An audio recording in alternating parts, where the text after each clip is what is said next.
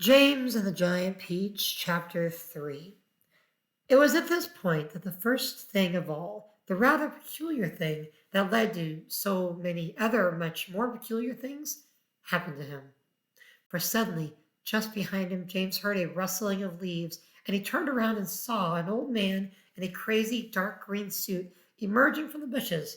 He was a very small old man, but he had a huge bald head and a face that was covered all over with bristly black whiskers. He stopped when he was about 3 yards away, and he stood there, leaning on his stick, staring hard at James. When he spoke, his voice was very slow and creaky. "Come closer to me, little boy," he said, beckoning to James with his finger. "Come right up close to me, and I will show you something wonderful." James was too frightened to move. The old man hobbled a step or two nearer, and then he put a hand into the pocket of his jacket and took out a small white paper bag. "You see this?" he whispered, waving the bag gently to and fro in front of James's face.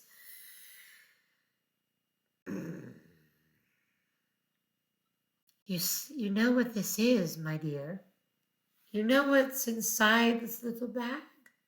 Then he came nearer, still leaning forward and pushing his face so close to James that James could feel breath blowing on his cheeks. The breath smelled musty and stale and slightly mildewed, like air in an old cellar.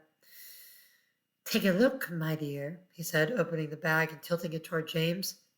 Inside it, James could see a mass of tiny green things that looked like little stones or crystals, each one about the size of a grain of rice. They were extraordinarily beautiful, and there was a strange brightness about them, a sort of luminous quality that made them glow and sparkle in the most wonderful way. "Listen to them," the old man whispered. "Listen to them move." James stared into the bag, and sure enough, there was a faint rustling around coming up from the inside of it.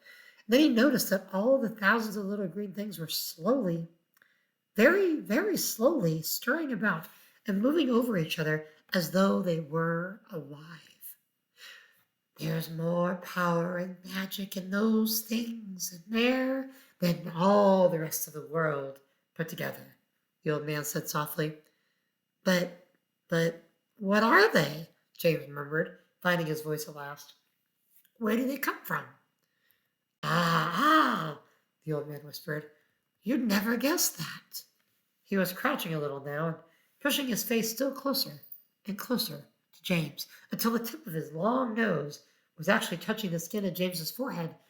Then suddenly he jumped back and began waving his stick madly in the air. "Crocodile tongues!" he cried. 1,000 long, slimy crocodile tongues boiled up in the skull of a dead witch for 20 days and nights with the eyeballs of a lizard. And add fingers of a young monkey, and a gizzard of a pig, and the beak of a green parrot, and the juice of a porcupine, and 3 spoonfuls of sugar.